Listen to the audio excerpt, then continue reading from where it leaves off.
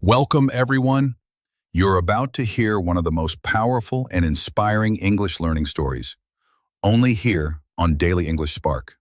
Don't forget to like this video, subscribe, and turn on the bell so you never miss more stories like this.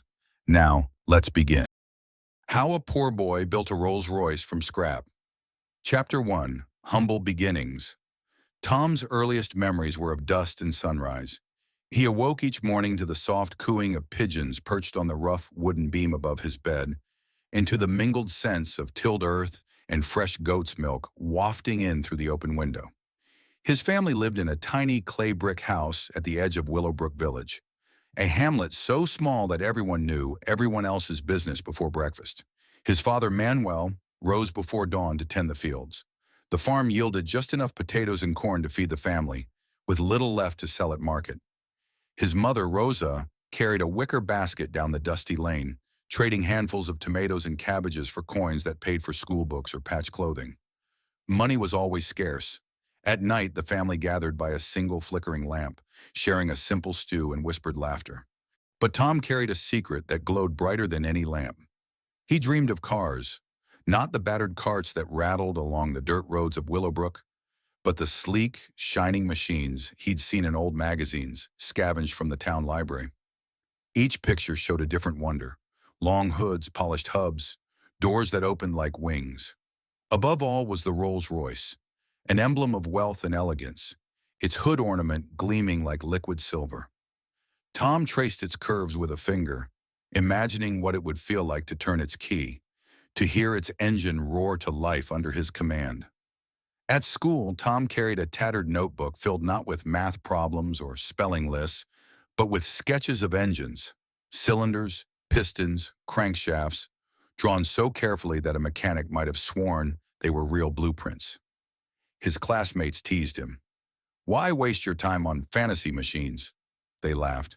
"Your family can't even afford shoes." But their words slid off him like water off a leaf. He was driven by a vision no one else could see.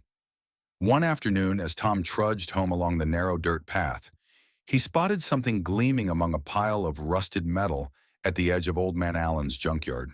Curiosity hooked him, and he slipped through the rickety fence to investigate. There, half buried under discarded bicycle frames and bent fenders, lay an engine block, pitted by rust, its metal scarred by years of exposure. To anyone else it was scrap. To Tom it was the heart of possibility. He heaved it onto his shoulders and carried it home piece by piece, stopping often to rest against the sun-baked wall of his house. His mother watched in surprise and fear as he approached. "Tom, what are you doing with that?" she asked, wiping her hands on her apron. "I found it at the junkyard," he said, brushing dirt from the corroded cylinder head. "I want to fix it." Rosa's eyes widened.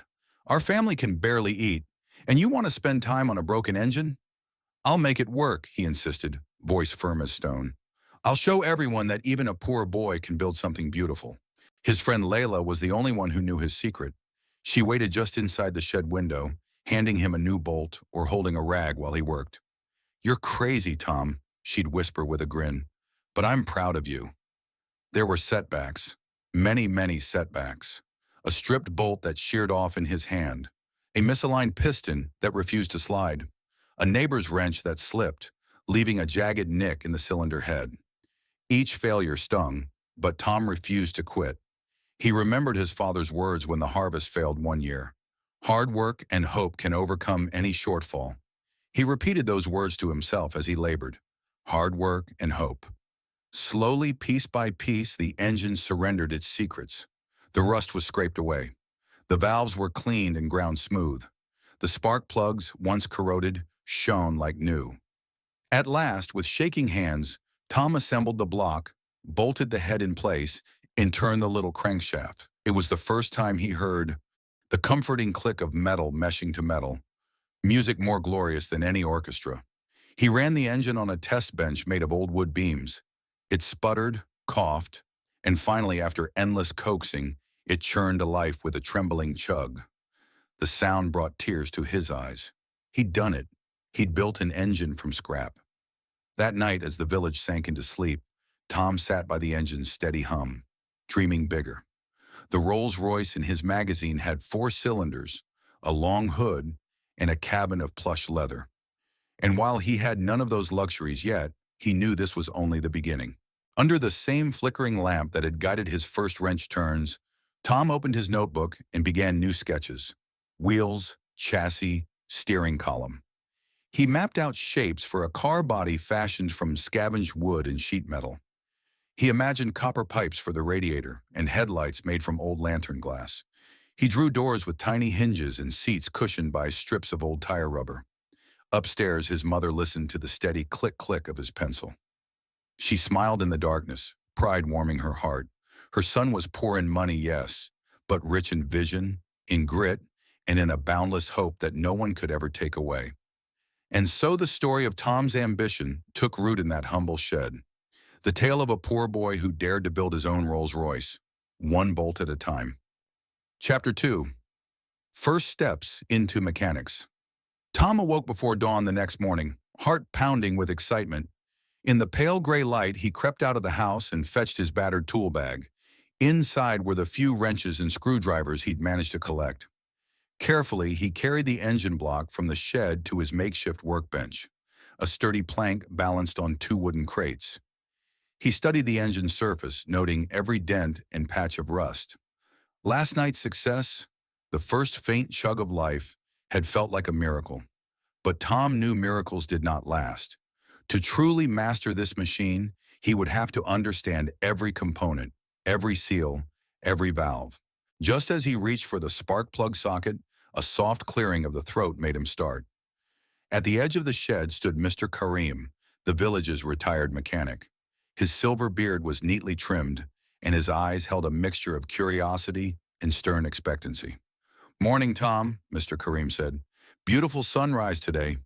"You know, sunrise and engines both demand respect." Tom swallowed, startled. "Good morning, sir. I was just checking the spark plugs." Mr. Karim nodded, stepping forward to inspect the workbench. He ran a finger along the engine block. "Not a bad start, but there's more to an engine than spark. May I?" Tom hesitated, then lifted the wrench so Mr. Karim could pick it up. "You've cleaned the block well," Mr. Karim observed. "But look here." He pointed at a hairline crack near the cylinder head gasket. "That crack will leak pressure and ruin your compression. You need to grind that smooth before you seal the head." Tom leaned in. He'd never noticed the crack before. His heart sank. "Can I fix that?" "Of course," Mr. Karim said. "Bring me that grinding wheel." He reached past Tom and opened the shed door, revealing a small tool chest lined with sockets and bits. Tom's eyes widened. He had assumed all those tools belonged to someone else long ago. Mr. Karim selected a compact grinding wheel and placed it on Tom's workbench. He showed Tom how to position the crack at a shallow angle, how to apply gentle pressure, and how to keep his hands steady.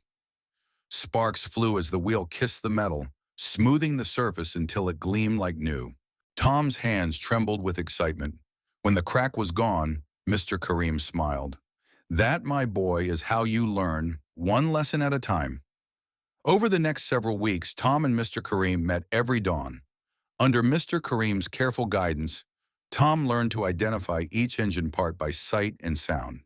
He learned to read the pitch of a mortar chisel as it struck a bolt. Too high meant a loose fit, too low, and the bolt was over-tightened. He studied fuel lines, manifolds, pistons, and crankshafts. He learned how to time the camshaft, adjust the carburetor, and test spark gap distances with a feeler gauge. During school hours, Tom's mind often wandered back to the shed. He would sketch new parts on the margins of his math homework, an improved intake manifold, a smoother exhaust pipe shape, a lightweight flywheel conceived from bicycle rims. His teacher noticed the doodles and scolded him for being distracted. Tom, cheeks burning, promised to focus, but in his heart, he knew those sketches were his true lessons. Layla remained his loyal confidant. Each afternoon after classes, she would join him in the shed, carrying a thermos of tea and a piece of bread. They worked side by side in companionable silence, the kettle whistling softly on a small stove, the engine block waiting patiently for their attention. One day, as Tom fitted a new piston ring into one of the cylinders, the metal snapped against his finger. He yelped and dropped the ring. It clattered across the floor. Frustrated tears filled his eyes. "I'll never be precise enough," he whispered. Layla crouched beside him. "Yes, you will," she said firmly. "Remember how you polished that crankshaft until it shone? That took time and practice. This will too." Tom picked up the ring again. He slid on a thin glove, took a deep breath, and eased the ring into place, feeling it click softly into the groove. When he looked up, Layla was grinning. "See?" By the end of the month, the engine parts lay neatly arranged on the bench. Pistons, bearings, valves, springs, gaskets, each freshly cleaned and ready for reassembly. Tom felt a surge of pride. It was one thing to make the engine run once. It was another to disassemble and reassemble every piece without missing a bolt.